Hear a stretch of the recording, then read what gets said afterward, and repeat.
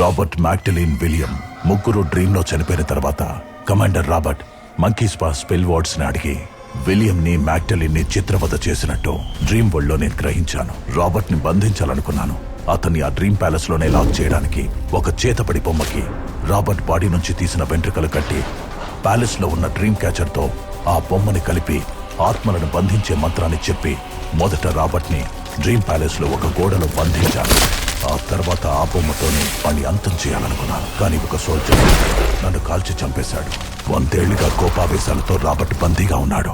Oh my God, ఎట్టి పరిస్థితుల్లోనూ వాళ్ళు ఆ డ్రీమ్ క్యాచర్ లో ఉన్న వుడో డాల్ ని డిస్టర్బ్ చేయకూడదు. That's what she written. అయితే నేను డ్రీమ్ లోకి వెళ్తాను sir. No, I can do this. నేను ఫస్ట్ వెళ్ళి ఆ వుడో డాల్ ని వాళ్ళు ఏం చేయకుండా చూస్తా.